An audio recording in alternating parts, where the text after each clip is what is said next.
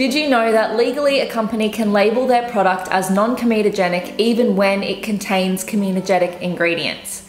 Basically what I'm saying is that this label is not regulated, and so it's more important than ever to be able to read the ingredients lists yourself. So in today's video, I'm going to go over 6 ingredients that you should steer clear of when purchasing your skincare and beauty products. I can help you out. I can help you out. I can help you out. Do you get overwhelmed when shopping for products that are actually good for your skin? Well, unfortunately, good marketing, aka deception, makes it really hard these days to sort the good shit from the bullshit. So in today's video, we're going to go through 6 ingredients that you should look out for when buying your makeup and the complicated chemical names that they can go by. Now I want to start by discussing what the term comedogenic actually means. So comedogenic means pore blocking because a comedo is a clogged pore, aka pimple. Now, comedogenic does not mean that it will block your pores necessarily the next day, although it might, but it could also mean that it will build up in the pores over time, causing a problem long term.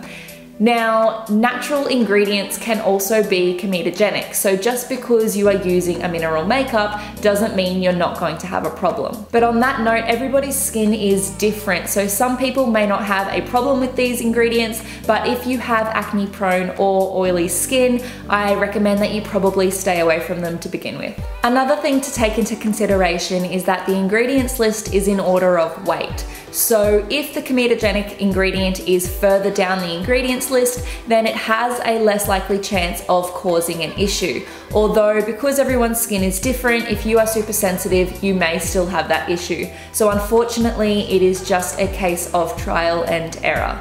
It would be really nice if we had a manual for our individual skin, but unfortunately that doesn't exist yet.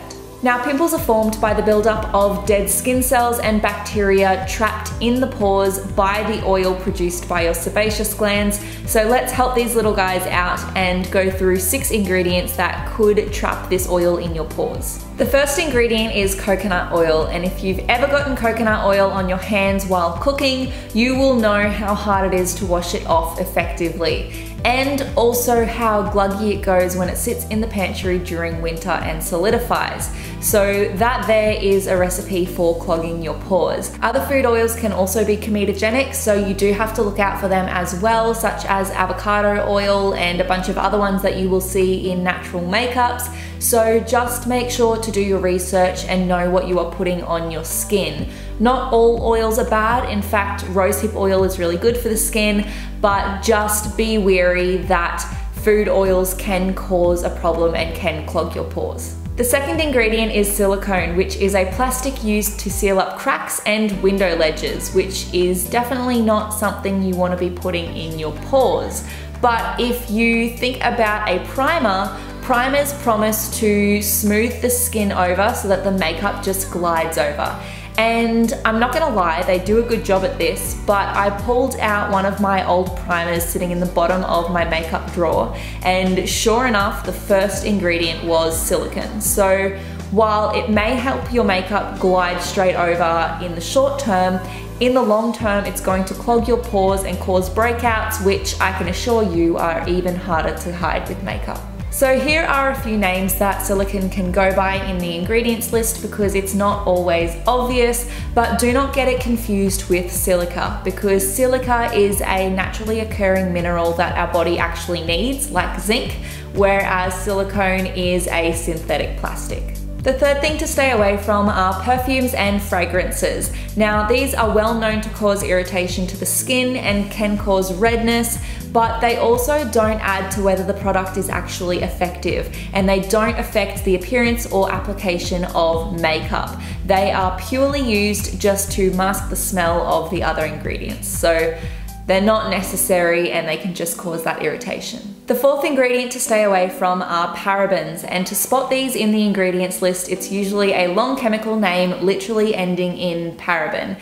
And these act as a preservative, but when they get into our bloodstream, they are highly toxic and hugely mess up the endocrine system, aka our body's hormone system, which is the last thing that you want to do when you have breakouts. The next group of ingredients to stay away from are alcohols, and their role in beauty and skincare products is to increase penetration into the skin. But what they can end up doing is causing irritation, dehydration, and also free radical damage, which, if you don't know what that is, that's what antioxidants work to reduce. So here is a list of alcohols. As you can see, they're pretty easy to spot. The sixth ingredient to stay clear of is isopropyl myristate, and I have no idea whether I'm pronouncing that right. But it doesn't matter whether it is at the start of the ingredients list or at the end of the ingredients list, because it is a baddie. Basically, it is a synthetic oil that is used as a thickening agent and also to smooth the skin. But as well as causing skin irritation, it also increases penetration into the skin of other products. So if those other products are also harmful ingredients, then that's just going to bring the skin irritation to a whole other level. Now, believe it or not, isopropyl myristate is actually present in Retin-A, which is commonly prescribed by dermatologists for the skin.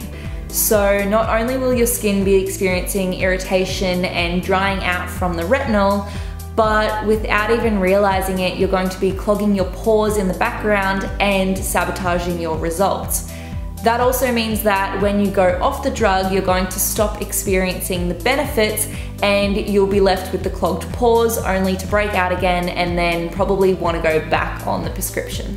Now, you'll probably be surprised how many natural makeup brands have ingredients in their products that are said to be comedogenic, particularly food oils and alcohols. So my advice to you is just to avoid the obvious ones like silicone, and use your common sense and personal trial and error to see what ingredients work for your skin and what ingredients don't, while also looking at the order of the ingredients list. Also note, what you put on your skin is only one factor, and if you remove all of the comedogenic products and you're still breaking out, it could be because you have not yet addressed the root cause internally. So for example, if you have really high testosterone levels, that could be increasing your sebum production and clogging your pores that way. So if you want to know a little bit more about how to find what your root cause is, then you can check out this video up here. But please also, if you know of any good or bad products, pop them down in the comments so that we can all share our knowledge.